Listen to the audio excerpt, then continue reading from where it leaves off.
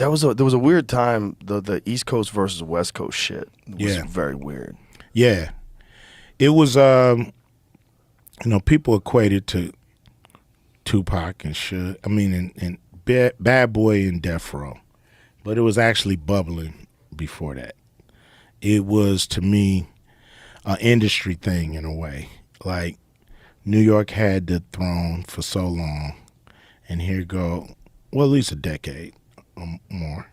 And here comes these West Coast rappers, kind of taking attention away. And so the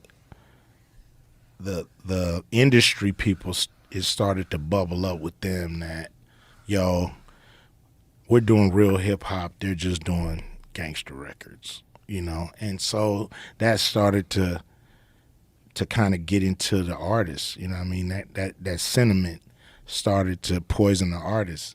And an artist named Tim Dog did a song called Fuck Compton, like out of nowhere. We was like, damn, we like New York. Why y'all, why he take a shot? And nobody really rebutted him. Like, they kind of let it slide. And then more and more artists start taking shots here and there. And then the thing with Bad Boy and Death Row, it kind of just took it over the top. It just made it, because they were the hottest labels. You had the hottest label on the East Coast battling with the hottest label on the West Coast. So that made that undercurrent of animosity that was growing blow all the way up and look like it was a feud. Yeah. How did that ever get resolved? I think when Tupac got killed and then Biggie was murdered shortly after, people realized this is a dead-end road. Like, people stopped listening really to East Coast and West Coast at that time, and that's how the immersion of the South came. The South was there bubbling. They was doing their thing.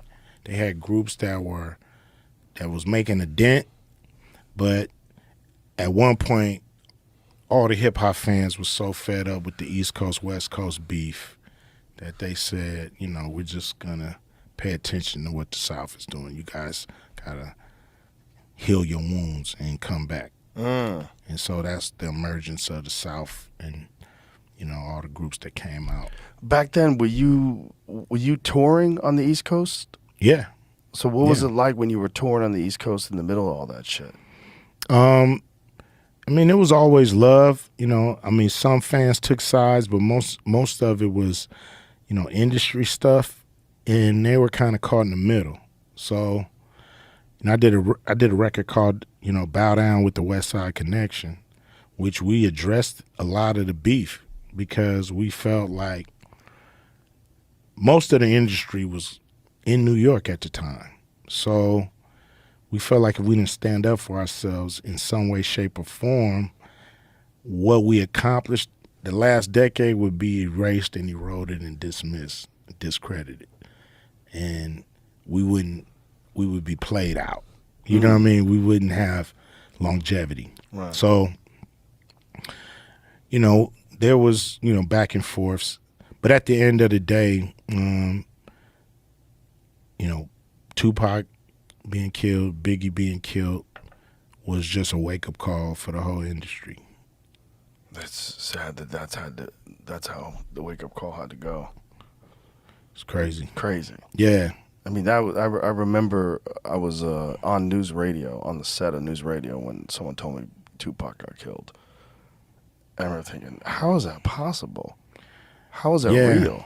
I just, it was a new day. Like, it's like, oh, we in a new era where celebrity means nothing. Celebrity means nothing. Anybody can get it. Yeah. So it's damn near like we back where we started from, back in the hood, trying not to get it. And here, you're a celebrity and you can still get it. How dangerous did that feel to you back then?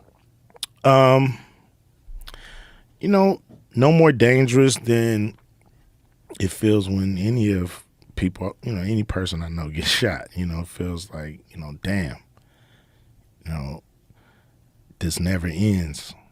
Um, I don't remember taking any more precaution than I usually would. But I knew people, some dudes was getting bulletproof trucks and shit and bulletproof vans and all this stuff. I was like, nah, I ain't going to that extent. It's just a crazy time in music history too, because there'd never been like rock bands that were feuding with each other to the point where you were worried about people getting murdered. No, not that I know of. Rock bands do feud. They usually don't do diss records either. Right. They just feud or they have subliminal disses. It's never like The diss record thing was wild. That was really the first time artists ever went after each other like that. Yeah, it's but it's like sparring. It's like battling. It's like it's part of the game. So it's welcomed in a way. You spar, you practice, you know how to fight, and then somebody get in your face and challenge you. Like, okay, this is what we do. Let's rumble. You know what I'm saying? So it's like you grow up battling. You got your raps. You say your cocky shit. You know what I mean?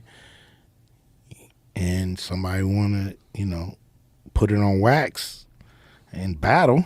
Like, we can battle on wax any day. You know what I'm saying? So let's go for it.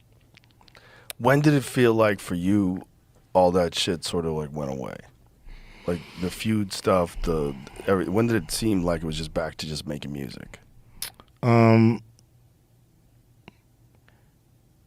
For some reason, I think like 9/11, like that tragedy of 9/11, for some reason, like it seemed like from then the feuding stopped and people kind of reassessed and reorganized their thought process when it comes to that. Like it was like that's when it seemed like a ceasefire just was the best thing to do because the country went through a crazy shakeup. Yeah. Yeah.